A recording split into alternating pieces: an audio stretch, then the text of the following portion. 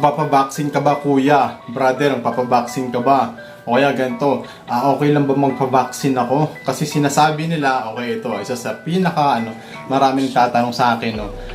Yung COVID vaccine ba, ito ba yung mark of the beast? So actually nakakatawa, nakaka-alarm din, no? Sa kaya liliwanagin natin kasi miski mga unbeliever, no, nakasabay ko, hindi sila mga Christian, pero nag-aalangan silang magpa-vaccine kasi naniniwala sila na mark of the beast daw to. So kung i-clear natin kasi miski mga Christian, okay, miski mga Christian, no, hati, okay, hati yung yung pananaw patungkol dito, sinasabi, mark of the beast daw itong COVID vaccine. So ngayon, ang daming hindi magpapavaksin. So ngayon gusto ko sabihin sa inyo, itong mark of the beast na to, kung naniniwala ka dito, naniniwala ka totoo yung mark of the beast, yung 666, nasa Bible po yan. So ngayon titingnan natin sa Bible kung may katotohanan ba to.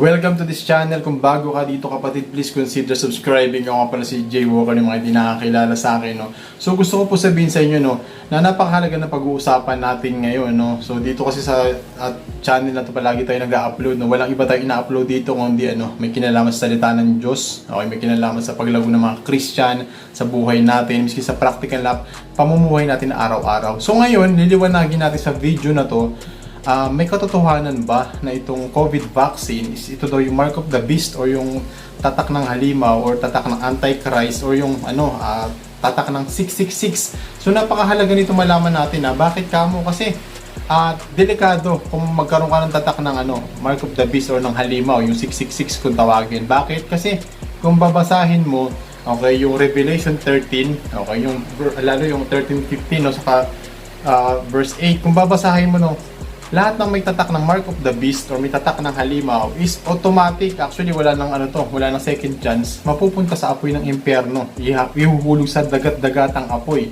So kapatid, ito, kung naniniwala ka sa mark of the beast, sa 666, nasa Bible yan. So ililiwanagin natin kasi mamaya, paano nga kung ito nga? O edi kawawa naman tayo. So ngayon, kailangan natin maunawaan. So gagamitin na natin yung Bible para liwanagin ang topic na to. Number 1, kung babasahin natin yung Revelation 20 verse 4, ito sinasabi, "At nakakita ako ng mga trono, at ang mga nakaupo doon ay binigyan ng kapangyarihang humatol.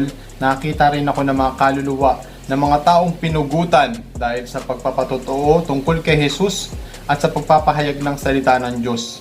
Hindi sila sumamba sa halimaw ni sa larawan nito, ni tumanggap man ng tatak ng halimaw sa kanilang noo o kamay." So yung kapatid, no, makikita natin dito, no, si John, okay, so yung Book of Revelation sinulat ni John nasa island of Patmos, no.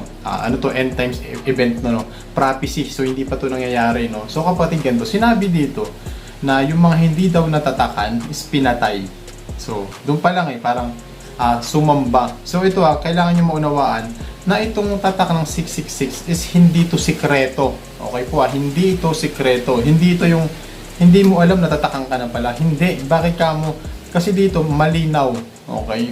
Mayroong mangyayaring pledge or allegiance or talagang susumpa ka. Kasi ganito yan Pag tinanggap mo yung tatak ng 666, okay, para kang nakipag-pledge kay Satan at umayaw ka kay Kristo.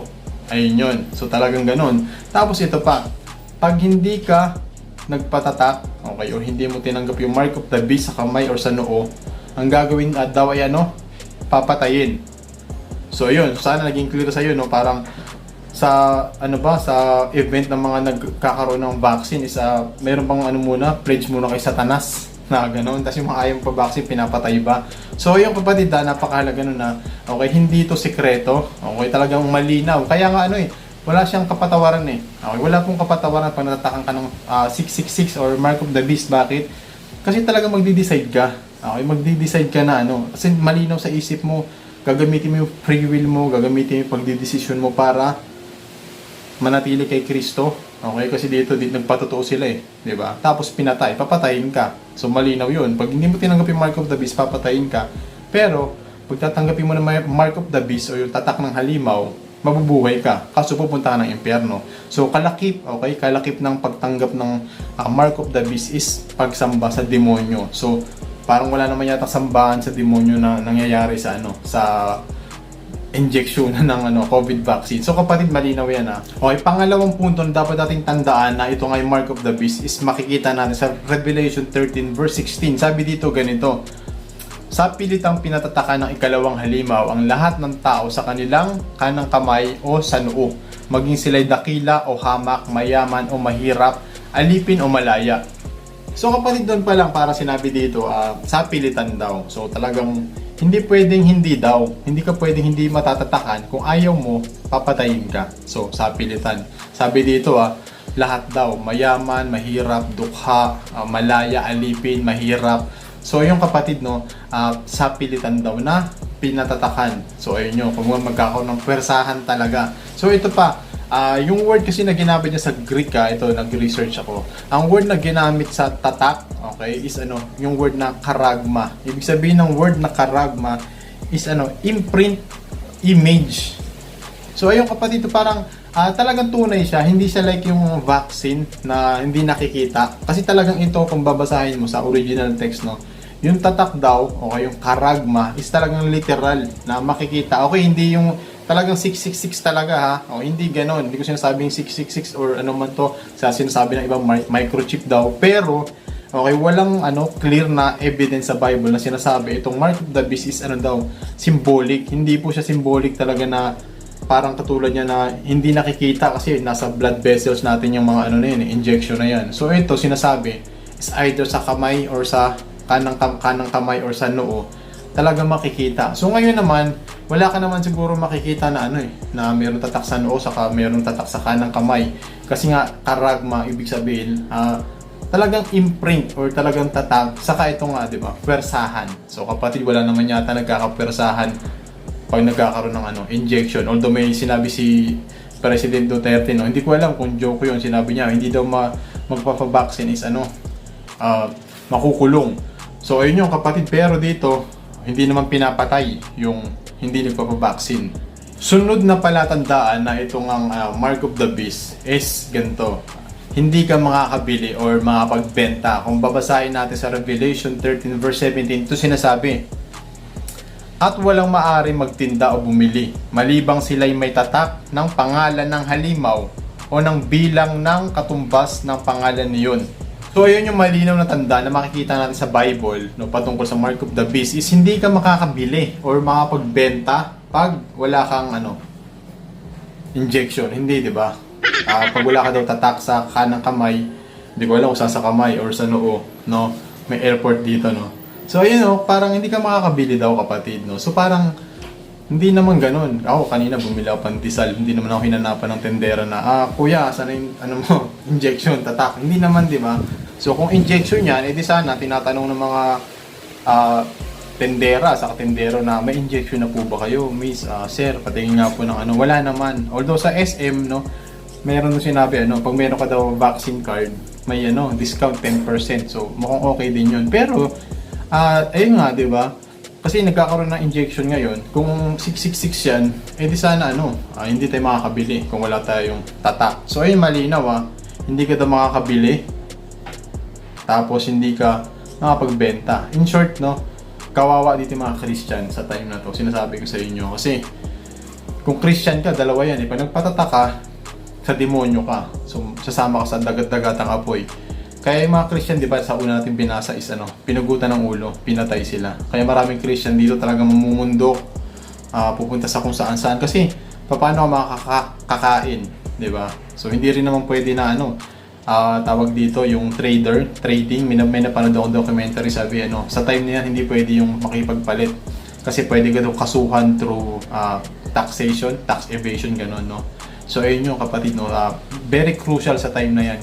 So ito, okay, hindi ka makakabili or makapagbenta pag wala kang mark of the beast. So ngayon, okay, ako sa totoo lang hindi pa ako nagpapavaccine, pero nakakabili pa rin ako. So kapatid, isa yun sa tanda na tunay, kung 666 nga yan, is dapat hindi tayo makakabili kung walang vaccine. So hindi yan. And ito yung pinakamatinding palatandaan kung mark of the beast or 666 nga tong vaccine. Okay, kasi kung babasahin po niyo yung Revelation, okay, yung eschatology, ibig sabihin eschatology, study of end times, yung Daniel 9 saka Thessalonian. Ganito po yan. Kailangan dito man natin makita yung timeline. Ano ba yung mga big event, okay? Yung mga talagang hindi sikreto, yung mga talagang malaking mangyayari sa mundo, bago yan. So number 1 na mangyayari is ganito, ay darating yung Suwail or yung 666 or yung Antichrist. So makikita natin yan sa Thessalonian, 2 Thessalonian 2 verse 4. Ito sinasabi, itataas niya ang kanyang sarili at kakalabanin ang lahat ng kinikilalang Diyos at sinasamba ng mga tao. Uupo siya sa templo ng Diyos, magpapakilalang siya ang Diyos. So yung kapatid, no, sinabi dito, okay, ito daw, okay, yung mark of the beast, yung 666 yung Antichrist yung tao, okay, ano daw siya? Sabi, kakalabanin daw niya lahat ng kinikilalang Diyos ng tao. Tapos sasabihin niya, ako yung Almighty God. So saan daw siya uupo? Sa templo ng Diyos. So saang templo to? O kung babasahin mo yung Daniel 9, no? Basahin nyo doon. Sinabi dito, yung templo, ito yung templo sa Jerusalem. So makikita nyo yung talagang yung pader, di ba, yung Wailing Wall kung tawagin. Itatayo daw ulit yan. Ay yung tinatawag na third temple. So doon pa lang. Okay, ngayon wala naman nangyayaring tayuan ng temple, hindi pa siya nakatayo. Kasi bago nga daw mangyari yan, itong Antichrist, yung 666, okay, makipag-peace siya sa Israel, itatayo yung third temple, okay, yung una mabait siya, tapos sunod ipoproklama siya daw yung Diyos. So, saan daw siya uupo? Sa trono doon sa third temple. So, wala pang nangyayaring ganun. Wala pang hinuhukay, wala pang ginagawang templo sa Jerusalem. So, kapatid, napakalayo na, COVID vaccine. So, ito pa, okay, kung babasahin mo Revelation 13, sana basahin mo, magbasa kayo ng Bible, no? Makikita mo doon, itong Antichrist is makipagdigma muna siya. Sabi nga, kamunti ka na siyang mamatay, no? Sa verse 15. Sa verse 15 ng 13, no? Chapter 13 ng Revelation. Kamunti ka na siyang mamatay, kaya pinapilitan niyang magtatakan. So, may digmaan nangyari. Kinalaban Antichrist yung mga Christian at natalo yung mga hinirang ng Diyos. So, kung titingnan mo, may gera muna. So, wala namang gerang nangyari, di ba? So, kasi kung titingnan mo nga yung timeline ng pagdating ng Antichrist, tatayo yung third temple sa Jerusalem, uupo siya sa templo, ipoproklama niya na siya yung Diyos at makipagdigma siya sa mga hinirang ng Diyos. So, lahat yun wala pang nangyayari. So, sana naging clear sa atin na, okay, although maraming conspiracy dyan, ang dami mga ebidensya, wala namang problema kahit sino, libre na magbigay ng mga conclusion nila. So, yung kapatid, final thoughts ko dito, hindi yan yun. Okay, hindi yan yun. Kasi, kung naniniwala ka sa Antichrist, sa Mark of the Beast, sa 666, kapatid, sa Bible naman ang galing yan eh. Kaya maganda, inaaral natin to. So, totoo po yan, maniwala kayo, totoo yan. Pero maganda rin nagiging aware ka. Pero, kung nagiging dahilan ng hindi mo pagpapavaccine itong theory na to, so sana magpavaccine ka, consider mo. Pero yun nga, depende sa'yo, final decision mo naman yan. Kasi ako may kakilala ko mga Christian, hindi sila magpapavaccine. Hindi dahil sa 666, alam nila hindi yan yun. Pero ayaw nila. So, sige, walang problema, buhay mo naman yan, malaki ka na. Ayun, walang problema do, ayaw nila. Pero yun lang na, kung ikaw, gusto mo sana magpavaccine, tapos natatakot ka kasi 666 to, ito lang yung kino-concern mo, so kapatid, magtuloy ka. Kasi mamaya, magka-COVID ka, di ba, maawa pamilya mo. So, hindi rin maganda, nagkakaroon ka ng takot. Saka yun din, sa mga Christian, mga kapwa Christian na mayroong impluensya, mga nagtuturo sa mga tao, ingat po tayo, okay? Huwag po natin diktahan yung konsensya nila na sasabihin natin as if seryoso tayo na sure tayo 100% na, uy, huwag ka magpapavaccine. 666 yan. So, hindi nagpa-vaccine, tapos mamaya nagka-COVID, may nangyaring masama, so konsensya mo pa. So alam mo, pag-pray natin, hayaan natin sila magdesisyon.